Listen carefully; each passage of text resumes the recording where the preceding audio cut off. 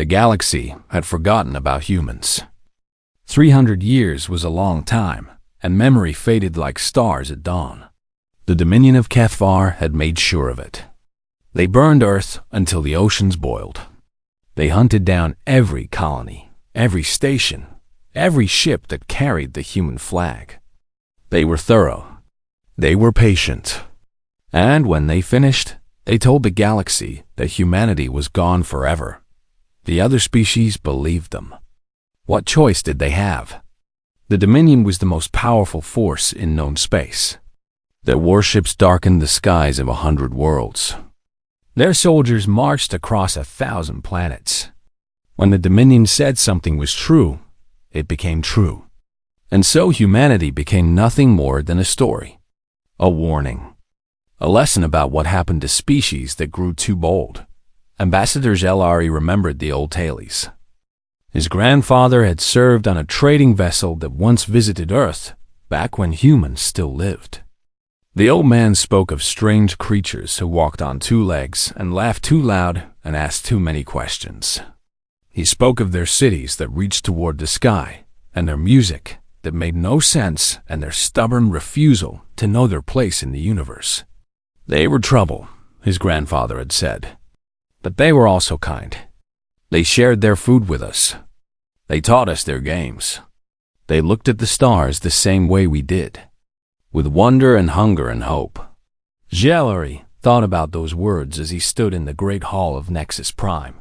The Galactic Council had gathered for its annual summit. And as always, the Dominion demanded tribute.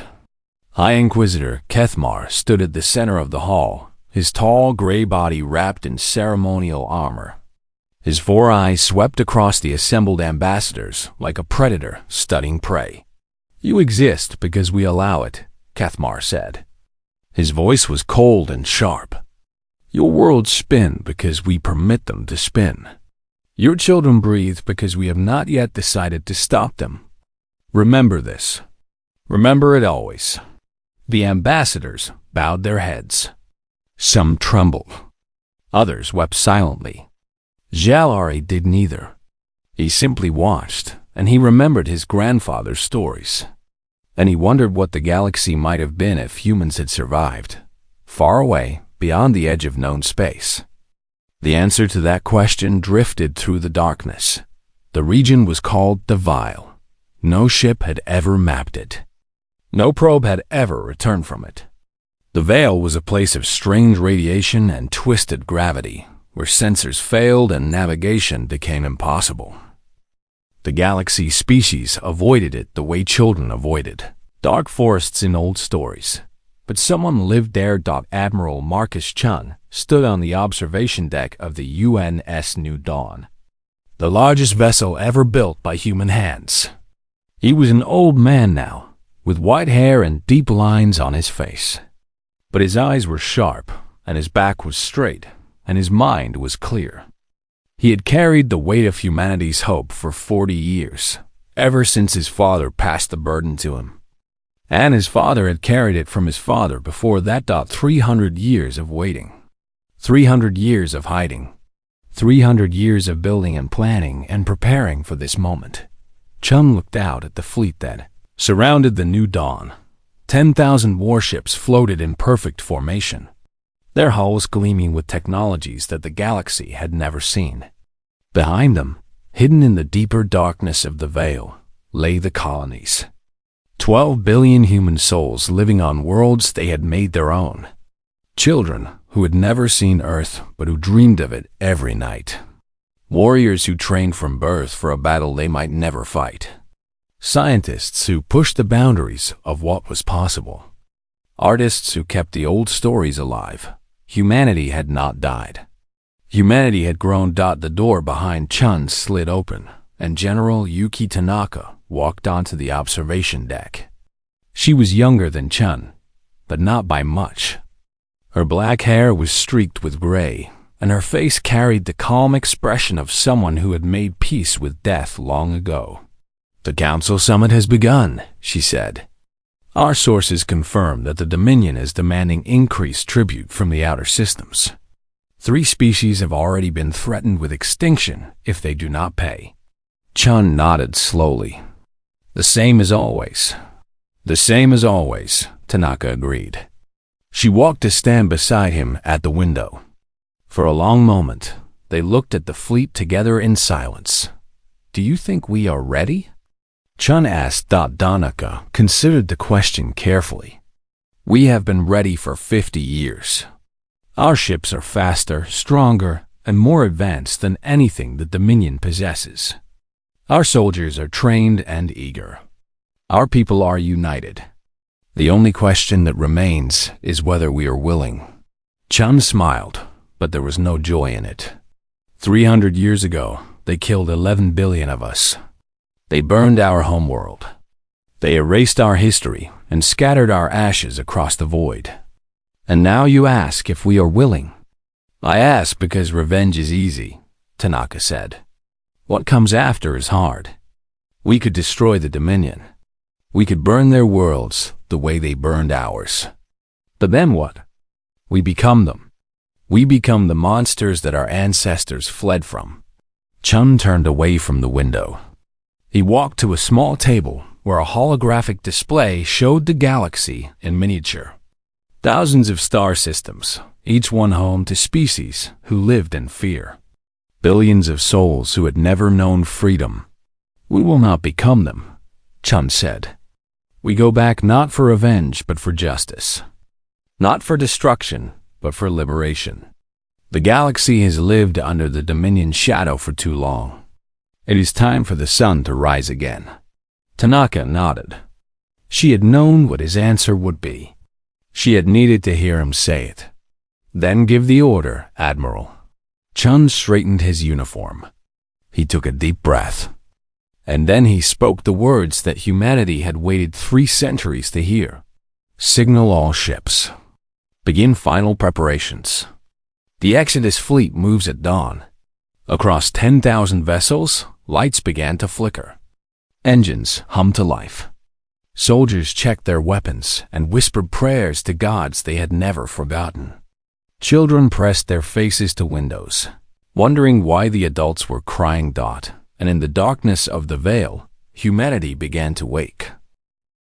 300 years earlier, Commander Elena Vasquez had watched Earth burn. She stood on the bridge of the Un's Defiance, the flagship of humanity's last defense fleet. Around her, officers shouted orders and damage reports. Alarms screamed. The ship shook as enemy weapons struck its shields again and again. Through the main view screen, she could see her homeworld dying. The Dominion had come without warning. 4,000 warships appeared in Earth's orbit on a Tuesday morning. They did not send demands. They did not ask for surrender. They simply began firing. Cities vanished in balls of white light. Oceans turned to steam. Mountains crumbled into dust. In 6 hours, 8 billion people died. Elena had known this day would come. The leaders of Earth had known it too. For 50 years, they had prepared in secret. Project Exodus was humanity's insurance policy, a desperate plan to save what could be saved. Generation ships had been built in hidden shipyards and launched toward the unknown regions of space. Millions of colonists slept in cryogenic chambers, dreaming of worlds they would never see. Genetic archives held the DNA of every species on Earth. Cultural databases preserved every book, every song, every painting that humans had ever created. The plan was simple. If Earth fell, humanity would survive somewhere else. Somewhere far away. Somewhere the Dominion would never find them. But the Exodus ships needed time to escape. And that meant someone had to stay behind and fight. Alana had volunteered. 47 ships under her command, facing an enemy fleet of 4,000. She knew the math. She knew there was no chance of victory. But victory was not the goal. The goal was to buy time, every second precious, every minute a miracle. All ships, form up on my position, Elena said. Her voice was calm, despite the chaos around her. We fight as one. We die as one, and we make them remember us. The battle lasted 9 hours. 9 hours of fire and death and desperate courage. Elena watched her ships die one by one, their crews fighting until the last moment. She watched young officers become heroes and old veterans become legends. She watched humanity rage against the dying of the light. When it was over, only the Defiance remained. Its weapons were destroyed. Its engines were failing. Its hull was torn open in a dozen places. Elena sat alone on the bridge, surrounded by the bodies of her crew. And she smiled, because far away, beyond the reach of Dominion sensors, the last Exodus ships had escaped. "We did it," she whispered to no one. "We bought them time." The Dominion ship that killed her did not even bother to learn her name. She was just another human, just another piece of vermin to be exterminated. They recorded her death as a minor footnote in a long report and moved on to hunting the remaining colonies. They never found the Exodus fleet. They searched for decades, sending probes into every corner of the galaxy. But the veil swallowed their sensors and confused their navigation. Eventually, they gave up. They declared humanity extinct and closed the file forever. They were wrong. In the present day, High Inquisitor Kethmar sat in his private chambers on the Dominion throne world. He was reviewing tribute reports when his communication device chimed. The call was from Tethro, a young analyst in the intelligence division. "Forgive the interruption, High Inquisitor," Tethro said. Her voice was nervous. "But I have found something strange." Kethmar sighed. Young analysts always found strange things. It was usually nothing. "Speak." "Our long-range sensors have detected anomalies at the edge of the galaxy. Signals appearing and disappearing in patterns that suggest artificial origin. The location is near the region called the Veil." "The Veil is a dead zone," Kethmar said. "Nothing lives there." "Nothing can live there." "Yes, High Inquisitor. That is what our records say. But the signals are real. I have verified them 17 times. Something is out there." Kethmar considered this for a moment. Then he dismissed it with a wave of his hand. "Sensor ghosts. Radiation echoes. The Veil plays tricks on our equipment. Ignore it and focus on your real work." Tethro hesitated. "But sir, the patents suggest." I said ignore it. Kethmar's voice turned cold. "Do not waste my time with ghost stories, analyst. The galaxy is quiet. Humanity is dead. And the Dominion will rule forever." He ended the call and returned to his reports. The matter was closed, but Tethro did not ignore it. She continued to study the signals in secret, running analysis after analysis. The patterns were too regular to be natural. The frequencies were too precise to be random. Something was out there, hiding in the darkness, waiting for something. She did not know what she had found. She did not know that the signals were communication bursts between human scout ships. She did not know that humanity had been watching the galaxy for centuries, learning its secrets, mapping its weaknesses. She did not know that the ghosts were about to become very real aboard the New Dawn. Admiral Chun called a meeting of the Council of Remnants. 20 men and women gathered around a circular table, representing every colony, every fleet, every division of human society. They were the leaders of a civilization that had rebuilt itself from nothing.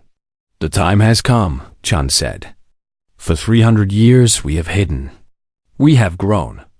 We have prepared. Now we must decide. Do we stay in the shadows or do we step into the light?" The debate lasted for hours. Some argued for caution. They had built a good life in the Vial. Their children were safe. Why risk everything for a galaxy that had forgotten them? Others argued for action. The Dominion was still killing innocent species. Billions of souls lived in chains. How could humanity hide while evil ruled? In the end, The vote was unanimous. Every hand rose in favor of return. General Tanaka stood and addressed the council. Then let the preparations begin. In 30 days, we launched the largest military operation in human history. We will return to the galaxy that tried to kill us. And we will show them what humanity has become. The council members nodded and began to leave. But Chun called out to stop them. "Remember why we do this," he said. "Not for revenge. Not for glory. We do this because it is right. Because no species should live in fear. Because our ancestors died so that we could live, and we owe them a galaxy worth living in." The words hung in the air like a prayer. And then the work began. Ambassador Jalari's transport ship drifted through the cold emptiness between stars. He sat alone in his cabin, staring at the wall, thinking about how quickly his life had fallen apart. One speech at the council summit. One moment of courage. That was all it had taken. He had spoken against the Dominion. Not loudly, not dramatically, but enough. He had questioned their right to demand endless tribute. He had suggested that perhaps the other species deserved better treatment. The words had felt right when he spoke them. Now they felt like a death sentence. His government had recalled him immediately. His career was over. His family would be shamed. He would spend the rest of his life as an example of what happened to those who spoke against the masters of the galaxy. He was so lost in his dark thoughts that he did not notice when the ship's engines stopped. He did not notice when the lights flickered. He only noticed when the door to his cabin slid open and a figure stepped inside. The creature was tall and walked on two legs. It had soft skin and strained round eyes and hair on its head. Jalari had never seen anything like it in his life, but he recognized it immediately from his grandfather's descriptions. It was a human. "That is impossible," Jalari whispered. "You are extinct." The human smiled. It was a strange expression, showing teeth in a way that should have been threatening, but somehow was not. "We get that a lot," the human said. "My name is Captain Sarah Okonkwo. Please do not be afraid. We mean you no harm." Jalari's mind raced. The humans were dead. Everyone knew this. The Dominion had killed them all 3 centuries ago. And yet here one stood, alive and speaking to him as if this were the most normal thing in the universe. "How?" he asked. "How is this possible?" "That is a long story," Captain Okonkwo said. "And we would like to tell it to you. Admiral Chun has requested your presence aboard our flagship. You have a choice. Come with us and witness what we have built, or return home with your memories of this encounter erased. The choice is yours." Jalari thought about his ruined career. He thought about his shamed family. He thought about the long, empty years that waited for him back home. And then he thought about his grandfather, who had always wondered what happened to the strange, kind creatures who asked too many questions. "I will come with you," he said. The journey to the human flagship took 3 hours. Jalari spent most of it staring out the window of the shuttle, unable to believe what he was seeing. Ships surrounded him on all sides. Thousands of them. Tens of thousands. Warships and transports and vessels of designs he could not even name. An entire fleet, hidden in the darkness of the veil, waiting. The New Dawn was the largest ship he had ever seen. It was a city floating in space, kilometers long, glowing with lights that made it look like a constellation given form. When the shuttle landed in one of its hangars, Jalari stepped out into a world that should not exist. Humans were everywhere. They walked through corridors and worked at stations and laughed with each other in voices that echoed off metal walls.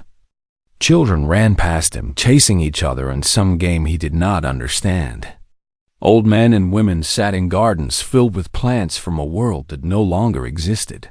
Admiral Chun met him in a grate, all decorated with paintings and sculptures and flags from nations that had died 300 years ago. The human leader was not what Jalari expected. He was old and tired, with sad eyes that had seen too much. But there was strength in him, buried deep, like iron hidden beneath soft earth. "Welcome to the Exodus fleet," Chun said. "Welcome to what remains of humanity." Over the next several days, Jalari was given a tour of human civilization.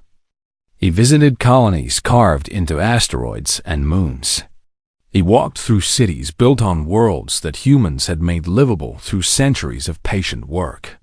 He saw factories producing technologies that made his people's achievements look like children's toys. The blink drive was the most terrifying. Human scientists explained it to him in simple terms, but even the basics made his head spin. The drive allowed ships to travel instantly across any distance. No hyperspace corridors. No travel time. One moment you were here, the next moment you were there. It violated every law of physics that Jalari knew. "How did you develop this?" he asked. The lead scientist, a young woman with bright eyes, shrugged. 300 years of having nothing to do but think. When you cannot go home, you find ways to make going home possible. He visited their war academies, where every human learned to fight from childhood. The training was intense but not cruel. The soldiers were disciplined but not broken. They fought not out of hatred but out of duty. They were protecting their people, their families, their future. What struck Jalari most was their calm. He had expected anger. He had expected rage. These were the survivors of genocide, the descendants of those who had watched their world burn. They had every reason to hate. But when he looked in their eyes, he did not see hatred. He saw patience. He saw determination. He saw a quiet confidence that was more frightening than any fury. On his last day, Admiral Chun took him to a memorial. It was a simple room, white walls and soft light, with names carved into stone. Billions of names, so many that they covered every surface from floor to ceiling. "These are the ones who did not escape," Chun said. 11 billion human beings. Mothers and fathers. Children and grandparents. Artists and workers. Lovers and dreamers. Every one of them had a name. Every one of them mattered. Jalari felt tears forming in his eyes. "I am sorry," he said. "I am so sorry for what was done to you." Chun nodded slowly. "We could have come back decades ago. Our technology has been superior for a long time. We could have destroyed the Dominion and taken our revenge. Why did you not?" Chun turned to face him, and for the first time, Jalari saw the full weight of leadership in the human's eyes. "Because revenge is not enough. We did not want to destroy. We wanted to protect. We waited until we were certain that we could win without becoming monsters ourselves. We waited until we could offer the galaxy something better than just another empire." He placed a hand on Jalari's shoulder. "You spoke against the Dominion when it cost you everything. That took courage. Now we ask you to find that courage again. When we return, we will need friends. We will need voices to speak for us, to tell the galaxy that we come not as conquerors, but as liberators." Jalari looked at the names on the walls. He thought about his grandfather. He thought about the kind, strange creatures who had been erased from history. "I will be that voice," he said. The Festival of Conquest was the most important celebration in the Dominion calendar. Every year on the anniversary of their greatest victory, the Kethvar gathered on their throne world to remember their glory. Ships filled the orbital stations. Dignitaries arrived from every corner of the empire. And the subject species of the galaxy were forced to send tribute and bow before their masters. This year, the festival was larger than ever. High Inquisitor Kethmar had declared it a celebration of 300 years since the extinction of humanity. Banners hung from every building, showing images of Earth burning. Songs were sung about the glorious day when the Dominion had erased the most troublesome species in the galaxy that the Galactic Council had been commanded to attend. Ambassadors from 100 species stood in the Grand Plaza, watching as Kethmar took the stage. His voice boomed across the crowd, amplified by speakers that carried his words to every corner of the planet. 300 years ago, we faced a threat, Kethmar declared. A species of vermin called humans dared to challenge our supremacy. They were clever. They were stubborn. They refused to know their place. And so we taught them a lesson that the galaxy will never forget. He raised his arms to the sky. We burned their world. We scattered their ashes. We erased them from existence. And now, 3 centuries later, no one even remembers their names. The crowd cheered. The Kethvar roared their approval. The subject species clapped and shouted because they knew what would happen if they did not dot in the back of the plaza. Hidden among the other ambassadors, Jalari watched in silence. His heart beat fast in his chest. He knew what was coming. The humans had told him exactly when it would happen. But knowing did not prepare him for the reality. The sky changed color. It happened without warning. One moment, the sky was empty except for the Dominion's orbital defense fleet. The next moment, it was filled with ships. Thousands of them. Tens of thousands. They appeared out of nothing, blinking into existence like stars being born in an instant. The crowd fell silent. Even Kethmar stopped speaking, his mouth hanging open as he stared upward at the impossible sight. Human ships. An entire armada, surrounding the Dominion throne world in perfect formation. For 30 seconds, no one moved. No one spoke. The galaxy seemed to hold its breath, and a voice spoke. It came from every speaker, every communication device, every screen on the planet and in orbit. It spoke in every language, translated perfectly for every species. And it said words that shattered 300 years of lies. This is Admiral Marcus Chun of the United Nations Exodus Fleet. 300 years ago, you tried to destroy us. You burned our homeworld. You killed our families. You hunted us to the edge of the galaxy and declared us extinct. A pause. In the Grand Plaza, Kethmar's face twisted with shock and rage. You were wrong. The Dominion's orbital fleet began to move. Warships turned their weapons toward the human armada. Commanders shouted orders. Gunners prepared to fire. They never got the chance. The human ships did not fire weapons. They did not launch missiles. Instead, they released pulses of energy that swept across the Dominion fleet like invisible waves. Every ship they touched went dark. Engines died. Weapons powered down. Shields collapsed. In less than 60 seconds, the greatest military force in the galaxy became a collection of floating metal boxes. On the planet's surface, the same thing happened. Defense systems shut down. Communication networks went silent. Power grids failed across entire continents. The Dominion's throne world, the heart of an empire that had ruled for millennia, was suddenly helpless. Admiral Chun's voice continued. We have disabled your weapons. We have neutralized your defenses. We could destroy you. We could burn your world the way you burned ours. We could kill every Kethvar man, woman, and child, and there is nothing you could do to stop us. In the Grand Plaza, panic began to spread. Kethvar soldiers tried to activate their weapons and found them dead. Citizens screamed and ran in every direction. Only the subject species stood still, watching the sky with expressions that mixed fear and something else. Something that looked almost like hope. But we are not you, Chun said. We did not survive for 300 years to become monsters. We came back to end your reign of terror, not to replace it with our own. Human shuttles began to descend from the warships above. They landed in precise formations around the Grand Plaza, and soldiers emerged.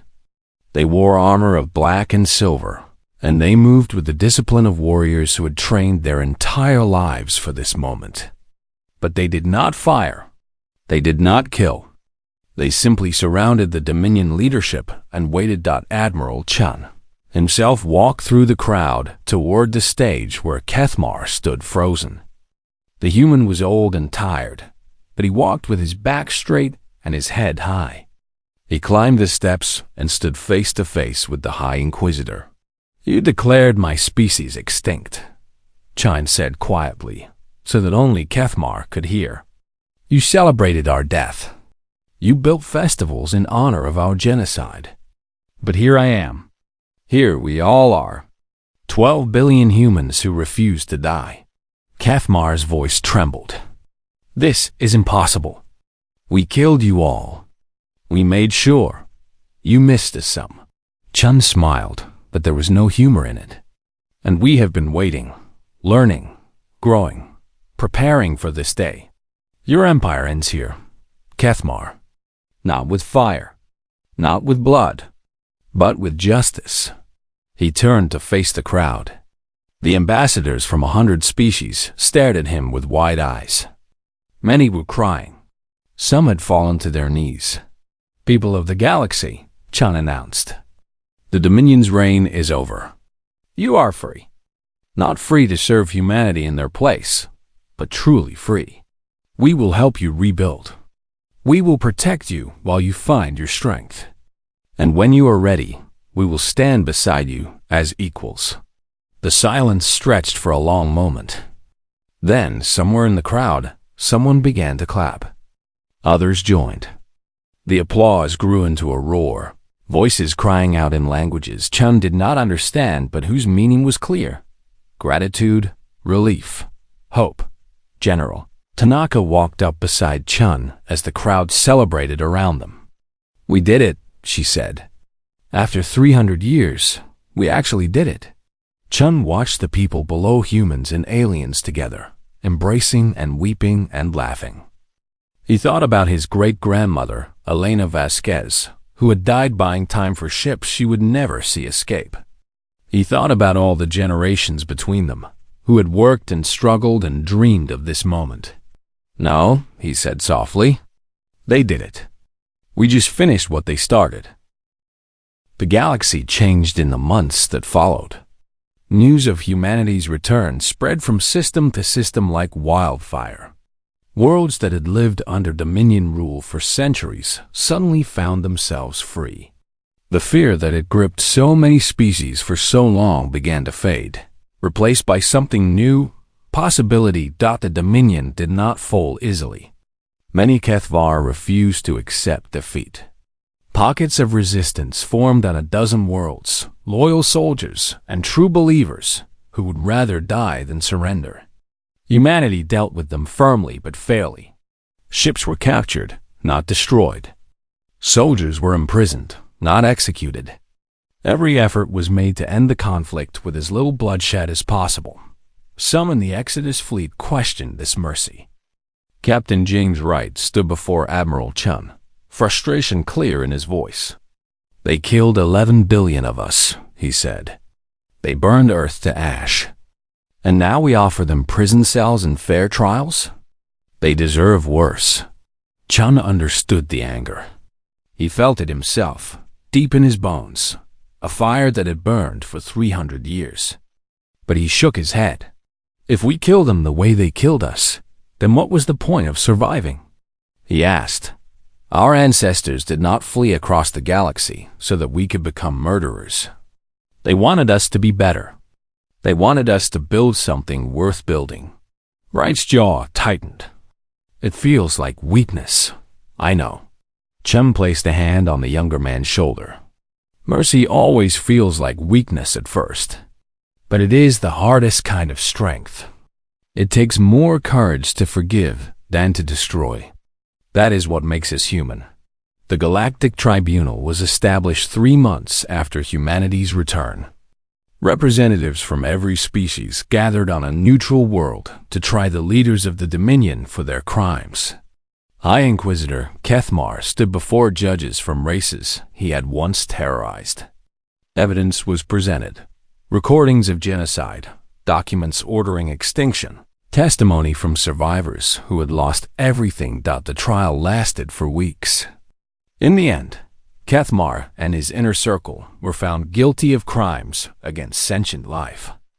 They were sentenced to imprisonment on a distant moon, where they would spend the rest of their days isolated from the galaxy they had once ruled. Some called the punishment too light. Others argued it was too harsh. Humanity accepted the verdict and moved forward. Ambassador Jalari became humanity's greatest advocate among the alien species. He traveled from world to world, telling his story. He spoke of his grandfather's memories of Earth. He described his time aboard the Exodus fleet, the patient civilization that had rebuilt itself in the darkness. He explained that humans had come not as conquerors, but as protectors. "I was there when they appeared," he told the council. "I saw their ships fill the sky. They had the power to destroy everything. They had every reason for revenge. But they chose another path. They chose justice over vengeance, mercy over cruelty. They chose to be what the Dominion never was, truly strong." His words swayed many who had been uncertain. Species that had feared humanity began to trust them. Trade agreements were signed. Alliances were formed. The galaxy, which had lived in shadows for so long, began to step into the light. General Yuki Tanaka returned to Earth 6 months after the victory. She stood on the surface of the world her ancestors had fled and wept. The planet was a ruin. Oceans had boiled away, leaving vast basins of cracked earth. Mountains had crumbled under Dominion bombardment. Cities were nothing but shadows, dark stains on the ground where millions had once lived. The air was thin and poisonous, the soil dead, the sky a sickly gray. But humanity had not come back to mourn. They had come back to rebuild. Terraforming ships arrived by the hundreds. They seeded the atmosphere with organisms that would produce oxygen. They pumped water from ice asteroids into the empty ocean basins. They planted forests designed to grow in harsh conditions. The work would take centuries, but humans were patient. They had learned patience in the long dark years of exile. Tanaka watched a group of children playing in the dust. They were the first humans to be born on Earth in 300 years. They did not understand what this place meant. They did not know about the billions who had died here. To them, it was just a strange new world full of possibilities. Perhaps that was enough, Tanaka thought. Perhaps that was exactly what Earth needed to be. Admiral Marcus Chun made his final journey 1 year after the return. He traveled to Luna, Earth's moon, where humans had built a memorial for those who had died in the genocide. The structure was simple, a great wall of black stone, smooth and perfect, stretching across the gray lunar surface. Carved into its face were names. 11 billion names, so small that you had to stand close to read them, so numerous that the wall seemed to go on forever. Chun walked along the wall for hours, reading names at random. Families were listed together. Parents and children. Brothers and sisters. Entire generations wiped out in a single day. He stopped when he found the name he was looking for. Elena Vasquez, Commander, United Nations Navy. His great-grandmother. The woman who had given everything so that he could stand here today. Chun reached out and touched the carved letters. They were cold beneath his fingers. "I wish you could see what we built," he said softly. "I wish you could meet your great-great-grandchildren. I wish you could know that your sacrifice meant something."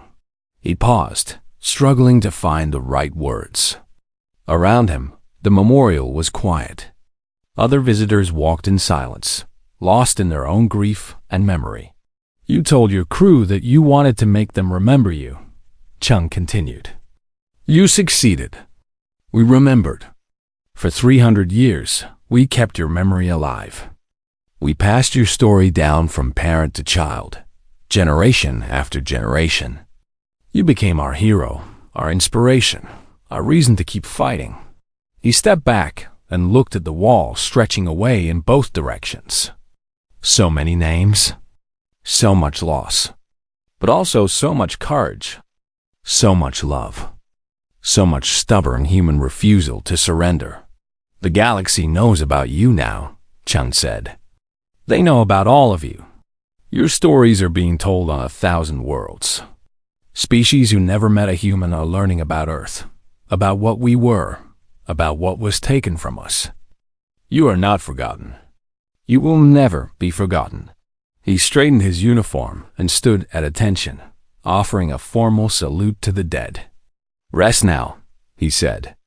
Your war is over. We came home, and we are never leaving again. The sun rose over the curve of Earth, painting the lunar surface in shades of gold and red. Chun watched the light spread across his homeworld, touching the new oceans and young forests, and the first, small cities that humans were building on the healing land.